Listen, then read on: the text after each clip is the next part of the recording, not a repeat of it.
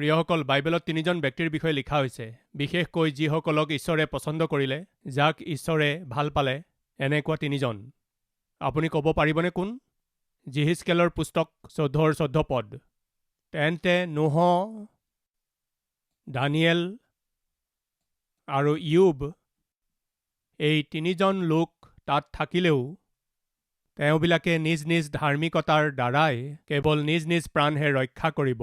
এয়ে প্ৰভু জিহুৱাৰ বচন। তিনিজন ধাৰ্মিক লোক আছিল। তেওঁলোকৰ ধাৰ্মিকতাৰ কাৰণে তেওঁলোকে ৰক্ষা পালে। এই ধাৰ্মিক লোককেইজনৰ বিষয়ে ঈশ্বৰে ইয়াত সাক্ষ্য দিছে। এজন নোহ, আৰু আনজন ইয়ুব, আৰু এজন দানিয়েল। ঈশ্বৰে কিয় বাৰু এই তিনিজনৰ বিষয়ে যিহিজকেলৰ দ্বাৰা লিখুৱাইছিল? যাক ঈশ্বৰে ভাল পালে, যাক পচন্দ কৰিলে, যিয়ে ধাৰ্মিকতাৰে চলিলে, এই তিনিজনৰ বিষয়ে যিহিজকেলৰ পুস্তকত অদ্ভুত ৰূপে প্ৰকাশ কৰা হৈছে। সেইকাৰণে আমি এই তিনিজনৰ বিষয়ে ভালদৰে জানিলে ভাল হ'ব। প্ৰথম হৈছে নোহ, পবিত্ৰ আছিল। দ্বিতীয়তে ইয়ুব, পৰিপূৰ্ণ আছিল। তৃতীয়তে দানিয়েল, প্ৰাৰ্থনাশীল আছিল। নোহ কোন আছিল? পবিত্ৰ আছিল। ইয়ুব কোন আছিল? পৰিপূৰ্ণ আছিল। দানিয়েল কোন আছিল? প্ৰাৰ্থনাশীল আছিল। খ্ৰীষ্টীয় লোক কোন? পবিত্ৰ, প্ৰাৰ্থনাশীল আৰু পৰিপূৰ্ণ। আপুনি আৰু মই ঈশ্বৰৰ সন্তান হিচাপে চলি আছোঁ। আমি যদি এইবুলি কওঁ, তেন্তে আমি পবিত্ৰ হৈ থাকিব লাগে। কি কাৰণে? কাৰণ আমাৰ ঈশ্বৰ পবিত্ৰ। আমি পৰিপূৰ্ণ হ'ব লাগে। আমাৰ ঈশ্বৰ পৰিপূৰ্ণ। আমি প্ৰাৰ্থনা কৰোঁতা হ'ব লাগে। কাৰণ প্ৰভু যীশুখ্ৰীষ্ট যেতিয়া এই জগতত আছিল, তেতিয়া তেওঁ নিজেও বহুত প্ৰাৰ্থনা কৰিলে। আৰু এতিয়া প্ৰভুৱে কি কৰি আছে? পিতৃৰ সোঁফালে সিংহাসনত বহি কি কৰি আছে? প্ৰাৰ্থনা কৰি আছে। তেন্তে এজন প্ৰকৃত খ্ৰীষ্টীয় বিশ্বাসী কোন? যিজন ঈশ্বৰৰ প্ৰিয়, যিজন ঈশ্বৰৰ পচন্দৰ লোক। আত্মিক কোন? এইদৰে প্ৰশ্ন কৰা হয় যদি, সৰ্বপ্ৰথমে ঈশ্বৰে পবিত্ৰ জীৱন যাপন কৰা লোকসকলক পচন্দ কৰে। কেতিয়া পবিত্ৰ জীৱন যাপন কৰা লোক? ক'ত পবিত্ৰ জীৱন যাপন কৰা লোক? কেনেকুৱা পবিত্ৰ জীৱন যাপন কৰা লোক? এই কথাটো জানিবলৈ চেষ্টা কৰিম। আহক আমি একেলগে আদি পুস্তকত, প্ৰিয়সকল, প্ৰায় ৫,০০০ বছৰ আগতে যি ঘটনাটো ঘটিছিল তাক আপোনাৰ আগলৈ আনিব বিচাৰিছোঁ। আদি পুস্তক ৬ অধ্যায় ৫ পদৰ পৰা। পাছে জিহুৱাই দেখিলে পৃথিৱীত মানুহৰ দুষ্টতা অধিক, আৰু সদায় তাৰ মনৰ চিন্তাৰ সকলো কল্পনা কেৱল মন্দ, কেৱল মন্দ। এই হেতুকে জিহুৱাই পৃথিৱীত মানুহ সৃষ্টি কৰাত বেজাৰ লাগি মনত বিষাদ পাই ক'লে। ঈশ্বৰে মনত বিষাদ পায়? মনত বিষাদ পায় নে নাপায়? আপুনি কি কয়? ঈশ্বৰে মনত বিষাদ পায়নে? হয়, বিষাদ পায়। কেতিয়া? যেতিয়া আপোনাত পাপ দেখে তেতিয়া। ঈশ্বৰে যেতিয়া আপোনাৰ জীৱনত অপবিত্ৰতা দেখিব তেতিয়া। ঈশ্বৰে আপোনাৰ মনত যেতিয়া অপবিত্ৰ ভাৱনাবোৰ দেখিব তেতিয়া। ঈশ্বৰে আপোনাৰ মুখৰ পৰা যেতিয়া অপবিত্ৰ কথা শুনিব তেতিয়া। আপুনি যেতিয়া নিজৰ শৰীৰেৰে অপবিত্ৰ কাৰ্যবোৰ কৰিব তেতিয়া ঈশ্বৰে মনত বিষাদ পাব। পুতেকে মদ খালে বাপেকৰ দুখ নালাগিবনে? আপুনি এজন মদপী হিচাপে আপোনাৰ মদ খোৱা স্বভাৱৰ কাৰণে আপোনাক প্ৰেম কৰা ঈশ্বৰৰ মনত দুখ নালাগিবনে? ল'ৰা আৰু বোৱাৰীয়ে পুৱাৰ পৰা ৰাতিলৈকে কাজিয়া পেচাল কৰি থাকিলে মাক বাপেকৰ দুখ নালাগিবনে বাৰু? আৰু আজি আপুনি ঘৰত ৰাতিপুৱাৰ পৰা গধূলিলৈকে কাজিয়া কৰি থাকিলে ঈশ্বৰৰ দুখ নালাগিবনে? কেতিয়াবা আপুনি ভাবিছেনে? প্ৰিয় যুৱকসকল, পৰীক্ষাৰ বাবে যুগুত হৈ আছে নহয়? পৰীক্ষাত পাছ কৰিলে আপোনাৰ মা দেউতাই আনন্দিত হ'ব। কিন্তু পৰীক্ষাত ফেইল কৰিলে আপোনাৰ মা দেউতাই দুখ কৰিব। তেনেকৈয়ে যিজনে আপোনাক প্ৰেম কৰিলে, সেই ঈশ্বৰে আপুনি ফেইল কৰিলে দুখ পাব, মনত বিষাদ পাব। কিয় জানেনে? ঈশ্বৰে বিচাৰে যাতে আমি সফল হওঁ। আমি বিফল হোৱাটো পিতৃ ঈশ্বৰে কেতিয়াও নিবিচাৰে। যিকোনো বিষয়ত কৈছোঁ শুনক, শিক্ষা দীক্ষাতেই হওক, জীৱিকাতেই হওক, চাকৰি বাকৰিতেই হওক, খেতি বাতিতেই হওক, ব্যৱসায়তেই হওক, চিকিৎসাতেই হওক, পৰাজিত হ'বলৈ অনুমতি নাই। মোৰ কথা বুজিলেনে? শিক্ষা দীক্ষাই হওক, চিকিৎসাই হওক, জীৱিকাই হওক, ব্যৱসায়েই হওক, খেতি বাতিৰ কাৰ্যতে হওক, আপুনি পৰাজয় হ'বলৈ অনুমতি নাই। আপুনি পৰাজিত হোৱাটো ঈশ্বৰে নিবিচাৰে, কাৰণ ঈশ্বৰ কেতিয়াও পৰাজিত নহয়, তেওঁৰ সন্তানেও কেতিয়াও পৰাজিত নহয়। প্ৰিয়সকল, সেইদিনা ঈশ্বৰে প্ৰেমেৰে সৃষ্টি কৰা মানুহক যেতিয়া দেখিলে, নিজৰ মন দি, নিজৰ প্ৰতিমূৰ্তিৰে, নিজৰ সাদৃশ্যেৰে যেতিয়া মানুহক সৃষ্টি কৰিলে, তেওঁ ইয়াকে আশা কৰিলে যে মানুহে তেওঁৰ ইচ্ছা অনুসৰি চলিব, তেওঁৰ ইচ্ছা অনুসৰি জীৱ।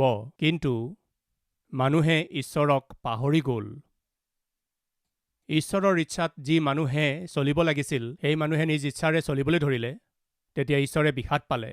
প্ৰিয়সকল, জন্ম দিয়া সন্তানে নিজ পিতৃ মাতৃৰ আগত মই মতালিৰে চলিলে কোন মাক বাপেকৰ হৃদয় দুখী নহ'ব এবাৰ ভাবকচোন। প্ৰিয়সকল, পিতৃ মাতৃয়ে নিজ নিজ সন্তানক নষ্ট হোৱা, বিনাশ হোৱা, ধ্বংসলৈ যোৱা আৰু কষ্টত পৰি থকা দেখিলে মাক বাপেক দুখী আৰু খেদিত যদি হয়, আপোনাৰ মোৰ ঈশ্বৰ তাতকৈও অধিক কিয় দুখিত নহ'ব? ঈশ্বৰে আমাক ইমানেই প্ৰেম কৰিলে যে নিজৰ পুত্ৰকেই দি দিলে। যিজন প্ৰভুৱে আপোনাক মোক নিজৰ প্ৰাণতকৈ অধিক প্ৰেম কৰিলে আৰু নিজৰ প্ৰাণ দিলে, সেই প্ৰভুৱে যেতিয়া আপোনাক দেখিব, তেতিয়া আপুনি মই মতালিৰে চলি থকা দেখিলে তেওঁ দুখী হ'ব, নিশ্চয়ে মনত বিষাদ পাব। প্ৰিয়সকল, মই এটা গীত লিখিছিলোঁ, হয়তো ক্ৰন্দন কৰি আছে। যীচু, তুমি সৃষ্টি কৰাৰ কাৰণে, তোমাক এই জগতলৈ পঠোৱাৰ কাৰণে এই গীতটো মই এই বাক্যেৰে প্ৰেৰিত হৈ লিখিছিলোঁ। প্ৰিয়সকল, সেই সময়ত মানুহে নিজৰ মইমতালিৰে চলিছিল। তেওঁলোকৰ বিষয়ে লিখা আছে, আহক চাওঁ। 3টা কথা আছে। প্ৰথম, মানুহৰ দুষ্টতা নষ্ট হৈ গ'ল। তেওঁলোকৰ কৰ্ম বেয়া, তেওঁলোকৰ অভ্যাসবোৰ বেয়া, তেওঁলোকে যি চায় সেয়া বেয়া দৃশ্য, যি কৰে বেয়া কাৰ্য। ঈশ্বৰে তাক দেখি দুখ পালে।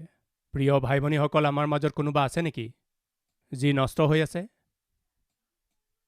বেয়া আৰু লেতেৰা অভ্যাসবিলাকৰ যি দাস হৈ পৰিছে,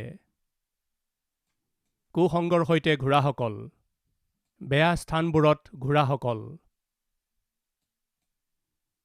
কুপথত ঘূৰি থকা কোনোবা আছে নেকি? আপুনি ঈশ্বৰক দুখ দি আছে, ঈশ্বৰক বেদনা দি আছে। সৰ্বপ্ৰথমে তেওঁলোকৰ দুষ্টতা পৃথিৱীত অধিক হৈছে আৰু তেওঁলোকৰ মনৰ চিন্তা প্লাছ কল্পনাবোৰ, তেওঁলোকৰ চিন্তাবোৰত মন্দতা, তেওঁলোকৰ কল্পনাবোৰত অপবিত্ৰতা। আজি আমাৰ মাজৰ কিছুমানে প্ৰেক্টিকেলি কাৰ্যৰূপত পাপ নকৰিব পাৰে, কিন্তু মনৰ চিন্তাৰে পাপ কৰা লোক নাইনে বাৰু? শাৰীৰিকভাৱে ব্যভিচাৰ কৰা লোক আমাৰ মাজত নাথাকিব পাৰে, কিন্তু মনৰ ভাৱনাত পাপ কৰা লোক নাইনে বাৰু? আজি বহুতো ল'ৰা আৰু ছোৱালীয়ে কি পৰীক্ষাত পঢ়ি থাকে জানেনে? ল'ৰাবিলাকে ধুনীয়া হিৰ'ইনবিলাকক নিজৰ মনত ভাৱনাত ভাবি পাপ কাম কৰি থাকে। ধুনীয়া হিৰোবিলাকৰ কথা ভাবি ভাবি ছোৱালীবিলাকে নিজৰ চিন্তা আৰু শৰীৰটোক ধ্বংস কৰি থাকে। আজি এই বাক্য শুনি থকা মোৰ প্ৰিয় ভাই ভনীসকল, আপোনাৰ জীৱনতে সঁচা হয়নে? স্বামীৰ লগত থাকিও পৰপুৰুষৰ সৈতে নিজৰ কল্পনাত পাপ কৰি থকা পত্নীসকল নাই বুলি ক'বনে? পত্নীৰ সৈতে থাকিও পৰস্ত্ৰীৰ সৈতে নিজৰ কল্পনাত পাপ কৰা পুৰুষসকল নাই বুলি ক'বনে? এওঁলোক কোন নষ্ট হোৱা লোক? আজি এনেকুৱা লোক আমাৰ মাজত নাইনে বাৰু? নিশ্চয় আছে। আপোনাক দেখি ঈশ্বৰ আনন্দিত নহয়, বিষাদ পাইছে। আপোনাক সৃষ্টি কৰাৰ কাৰণে, আপোনাৰ কাৰণে নিজৰ প্ৰাণ দিয়াৰ কাৰণে আজি নিশ্চয় ঈশ্বৰ দুখত আছে। এয়া আমাৰ বাবে ঠিক কথা নহয়, আমাৰ বাবে মংগলজনক নহয়। এই কথা জানিলে ভাল।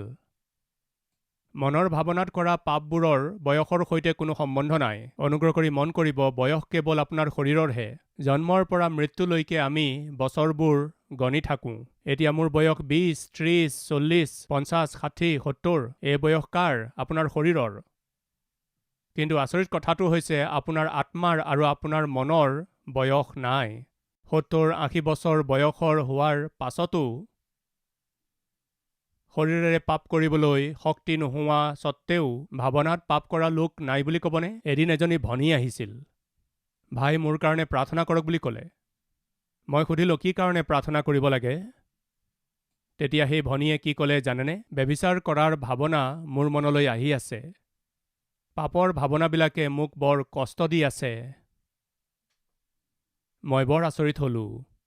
কিয় আচৰিত হ'লোঁ পিছত ক'ম। আজি মানুহৰ মনৰ ভিতৰত থকা ভাৱনাবোৰ, মনৰ ভাৱনাৰ চিন্তাবোৰ কেৱল মন্দ। এয়া আপোনাৰ জীৱনৰ সত্যনে?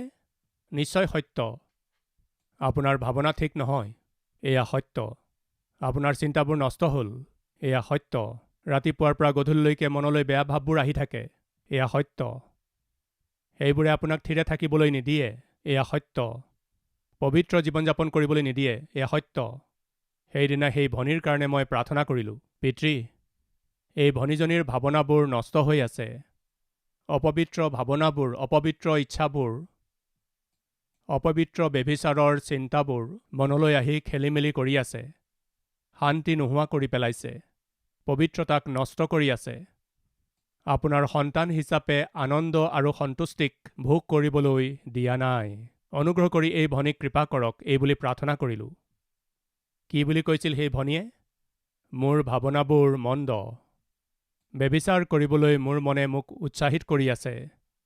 সেই ভনীজনীৰ বয়স কিমান হ'ব পাৰে জানেনে বাৰু? প্ৰায় 70 বছৰ। 70 বছৰতকৈও অধিক বয়সৰ এগৰাকী জ্যেষ্ঠ ভনীয়ে আহি মোক কৈছে মোৰ কাৰণে প্ৰাৰ্থনা কৰক। মোৰ ভাৱনাবোৰত পাপ আছে। এনেকুৱা লোক আমাৰ মাজত নাই বুলি ক'বনে বাৰু? যাৰ বয়স 60 বছৰ হৈ গৈছে, যাৰ বয়স 70 বছৰ হৈ গৈছে। এই বছৰতো আপোনাৰ চকু মন্দ হৈ আছে। এই বয়সতো আপোনাৰ চকুত কামুকতা আছে। এই বয়সতো আপোনাৰ মনৰ ভাৱনাত পাপ আছে। বয়সৰ সৈতে কোনো সম্বন্ধ নাই। মই মতালিৰে চলি থকা জীৱন আৰু চিন্তাবোৰ আমাত থাকিলে ঈশ্বৰে মনতে বিষাদ পায় আৰু সদায় তাৰ মনৰ চিন্তাৰ সকলো কল্পনা কেৱল মন্দ। চিন্তাৰ সকলো কল্পনা কেৱল মন্দ। সদায় মানে কি বুজাইছে? যেতিয়াই তেতিয়াই পাপৰ চিন্তা, যেতিয়াই তেতিয়াই মনত অপবিত্ৰ চিন্তা। সোমবাৰেই হওক, মঙলবাৰেই হওক, বুধবাৰেই হওক, স্ত্ৰীয়েই হওক, পুৰুষেই হওক, ডাঙৰেই হওক, সৰুৱেই হওক, সকলোৰে মনত যেতিয়াই তেতিয়াই মন্দ চিন্তা, মন্দ ভাৱ, মন্দ কাৰ্য।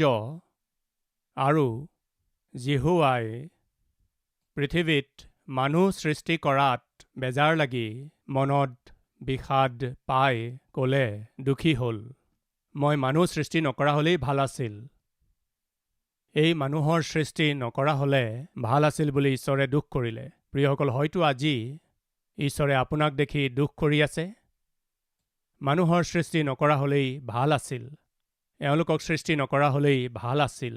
প্ৰিয়সকল, প্ৰায়েই আমাৰ সন্তানে আমাৰ কথা নামানি মই মতালি কৰিলে তোমাক জন্ম নিদিয়া হ'লেই ভাল আছিল এই বুলি কৈ মাক দেউতাকে কান্দে। সৰুতে মোৰ মায়ে কান্দিছিল, সদায় এই বুলিয়েই কান্দিছিল। কাৰ বিষয়ে? মোৰ বিষয়ে।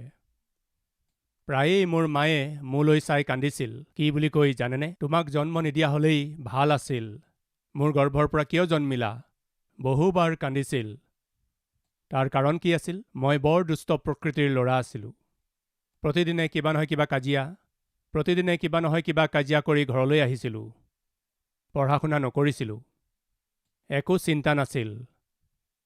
মই মতালিৰে মই যেতিয়া চলি আছিলোঁ তেতিয়া মোৰ মায়ে প্ৰতিবাৰেই মোক দেখি কান্দি থাকিছিল। জন্ম দিয়াৰ কাৰণে কান্দিছিল। আজি আপুনি মই মতালিৰে চলি আছে কাৰণে, আপোনাক মূল্য দি কিনিলে কাৰণে হয়তো আজি প্ৰভুৱে কান্দি আছে। মই কিয়নো তোমাৰ কাৰণে নিজ প্ৰাণ দিলোঁ। মই বিনা কাৰণত তোমাক প্ৰেম কৰিলোঁ, নিজ প্ৰাণতকৈও অধিক কৰিলোঁ। মই নিজ প্ৰাণ তোমাৰ বাবে দি দিলোঁ, কিন্তু তুমি মই মতালিৰে চলি আছা। প্ৰভুৱে হয়তো দুখ কৰি আছে, এবাৰ ভাবকচোন।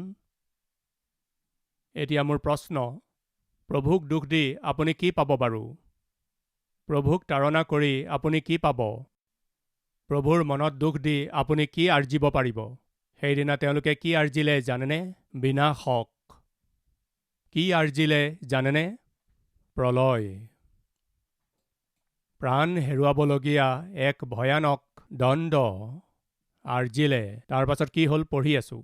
মনত বিষাদ পাই ক'লে, মই নিজে সৃষ্টি কৰা মানুহক পৃথিৱীৰ পৰা উচ্ছন্ন কৰিম। মানুহে সৈতে পশু, বগাই ফুৰা জন্তু, আকাশৰ চৰাই এই সকলোকে লুপ্ত কৰিম, কিয়নো সিহঁতক সৃষ্টি কৰাত মোৰ বেজাৰ লাগিছে। প্ৰিয়সকল, ঈশ্বৰ প্ৰেমময় আৰু লগতে তেওঁ ধাৰ্মিকো। তেওঁ অন্যায় সহ্য কৰিব নোৱাৰে। অধাৰ্মিকতাৰে চলি থকা লোকসকলক দেখি তেওঁ মনে মনে থাকিব নোৱাৰে। ঈশ্বৰজন ন্যায়বান। তেওঁ ন্যায় আৰু ধাৰ্মিকতা ৰক্ষা কৰোতা। সেইকাৰণে ঈশ্বৰে কৈছে, তোমালোকৰ পাপ কৰ্মবোৰৰ কাৰণে, তোমালোকৰ অপবিত্ৰ জীৱনৰ কাৰণে মই দণ্ড দিবলৈ গৈ আছোঁ। কি ক'লে?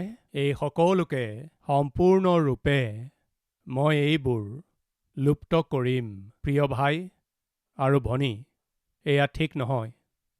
ঈশ্বৰৰ পৰা আঁতৰ হৈ চলাটো ভাল কথা নহয়। মই মতালিৰে চলাটো ভাল কথা নহয়। যিজনে আপোনাক জীৱন দিলে সেই ঈশ্বৰজনৰ বিৰুদ্ধে আপুনি পাপ কৰি আছে। প্ৰিয়সকল, আপোনাৰ মনত আছেনে যেতিয়া অপবয় পুত্ৰ ঘূৰি আহিল, তেওঁ নিজৰ বাপেকক কি কৈছিল? হে পিতৃ, চাওঁ আহক। লুক 15 অধ্যায়ৰ 18 নম্বৰ পদ। মই উঠি বোপাইৰ তালৈ গৈ এই কথা কম, বোপাই স্বৰ্গৰহিতে, আৰু আপোনাৰ দেখাত মই পাপ কৰিলোঁ। স্বৰ্গৰহিতে আৰু আপোনাৰ দেখাত মই পাপ কৰিলোঁ, বা আপোনাৰ সন্মুখত মই পাপ কৰিলোঁ। পাপ কৰোঁতা প্ৰতিজন ব্যক্তিয়েই ঈশ্বৰৰ বিৰুদ্ধে আৰু মানুহৰ বিৰুদ্ধে পাপ কৰি আছে। এই কথাটো নাপাহৰিব। সেইদিনা ঈশ্বৰে সিদ্ধান্ত কৰিলে, মই আৰু নোৱাৰিম। এতিয়ালৈকে মই সহ্য কৰিলোঁ, সহন কৰিলোঁ, কিন্তু আৰু নহ'ব। মই দণ্ড দিম। প্ৰিয় ভাই ভনীসকল, ঈশ্বৰে সহন কৰি কৰি কৰি কৰি আমাক দেখিও যদি এই বুলি কয়, তেন্তে কি হ'ব আমাৰ অৱস্থা? মই আৰু নোৱাৰোঁ, মই আৰু সহ্য কৰিব নোৱাৰোঁ।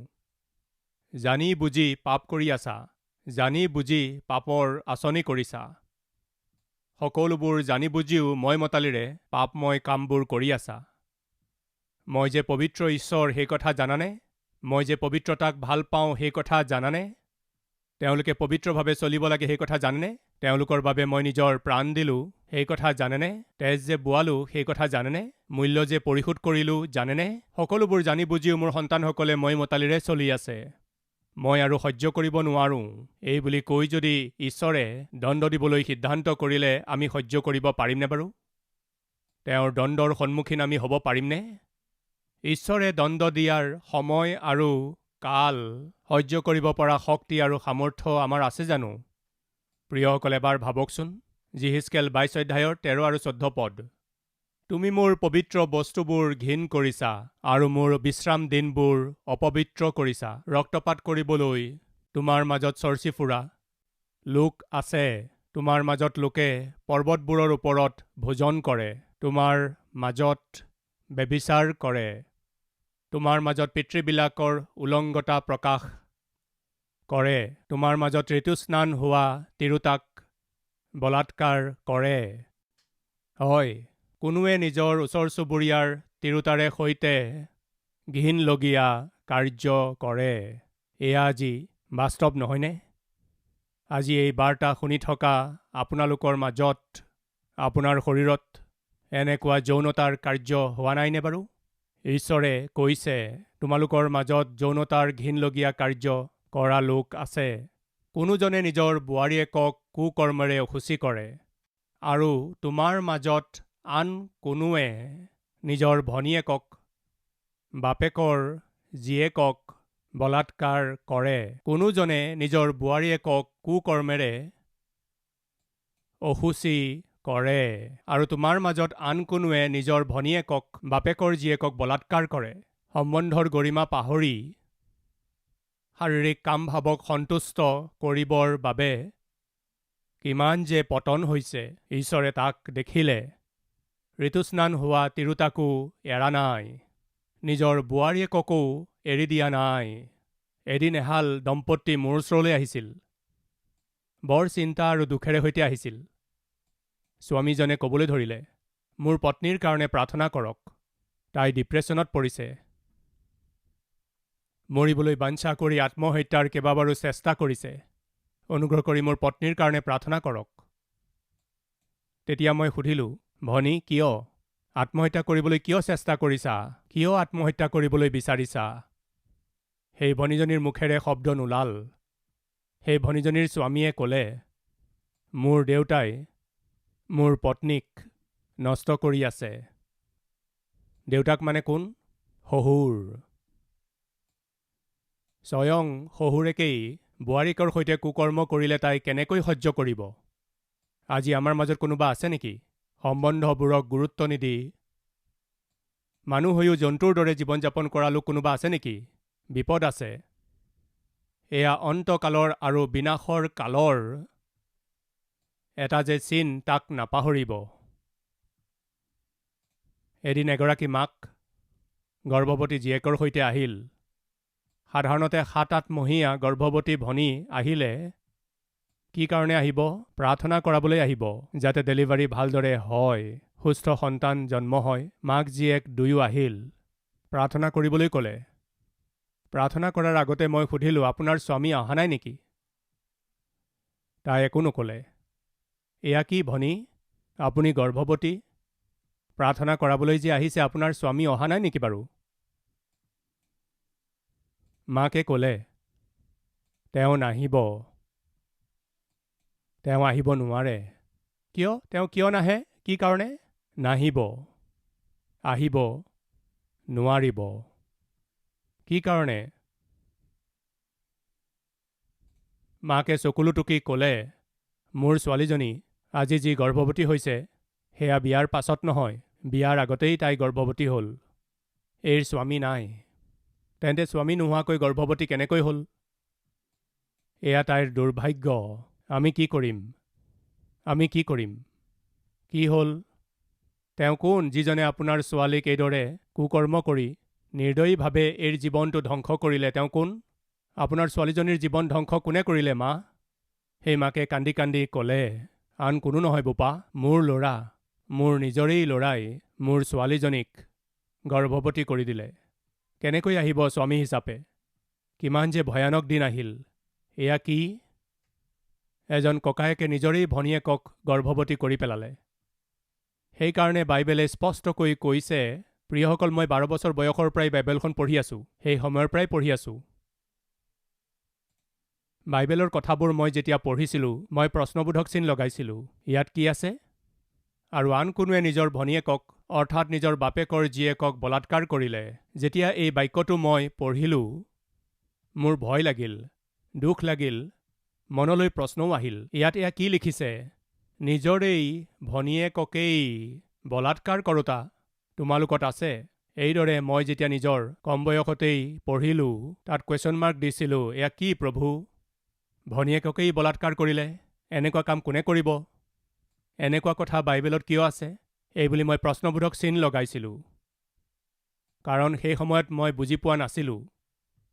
এতিয়া মই নিজ চকুৰে দেখি আছোঁ, নিজৰ ভনীয়েকক ককায়েকৰ দ্বাৰাই বলাৎকাৰ কৰা, বোৱাৰীকৰ সৈতে কুকৰ্ম কৰোঁতা শহুৰ। প্ৰিয় ভাই ভনীসকল, ঈশ্বৰে কৈছে, মানুহৰ মনত যিবোৰ উৎপন্ন হয়, সেয়া মন্দহে মাথোন। সেয়া ইমানেই মন্দ যে পত্নী আৰু বোৱাৰীকৰ মাজৰ পাৰ্থক্য দেখা নাপায়। ভনীয়েকত, বৌত, খুলখালীয়েকত একো পাৰ্থক্য দেখা নাপায়। ভিনী আৰু ভায়েকৰ মাজত পাৰ্থক্য দেখা নাপায়। আজি আমাৰ মাজত এনেকুৱা লোক নাইনে বাৰু? নিশ্চয় আছে। এনেকুৱা লোকসকলক ঈশ্বৰে দেখি মনে মনে থাকিবনে? নিশ্চয় তেওঁ দণ্ড দিব। আজি আমাৰ মাজত কোনোবা আছে নেকি মই মতালিৰে চলি থকা, বাহিৰে ভক্ত যেন দেখুৱাই কিন্তু ভিতৰি ভিতৰি ভয়ানক অপবিত্ৰতাক সাঁচি থোৱা লোকক ঈশ্বৰে প্ৰশ্ন কৰি আছে, মই যদি দণ্ড দিওঁ তেন্তে তোমাৰ সহ্য কৰিবলৈ শক্তি আছেনে? সহ্য কৰিবলৈ শক্তি নাথাকিলে আমি কি কৰিব লাগে? পাপ স্বীকাৰ কৰিলে ভাল হ'ব।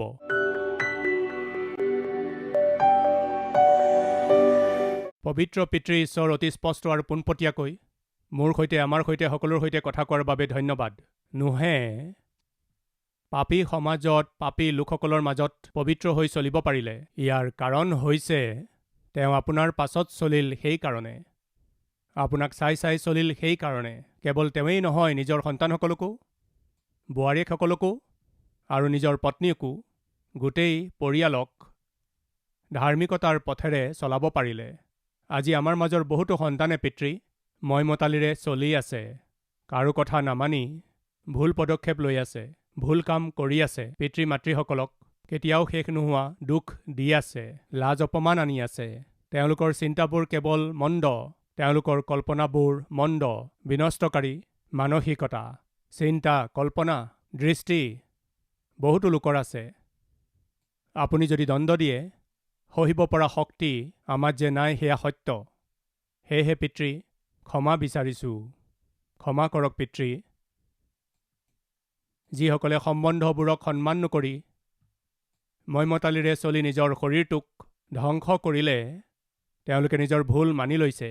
ক্ষমা কৰক পিতৃ, ক্ষমা কৰক।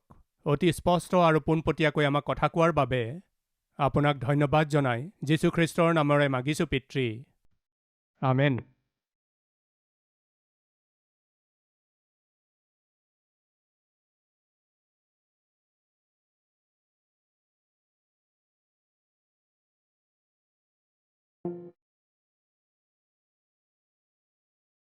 আমাৰ ঠিকনা কালবাৰী, পোষ্টবক্স নম্বৰ 30, কুকটপল্লী, হায়দৰাবাদ 72।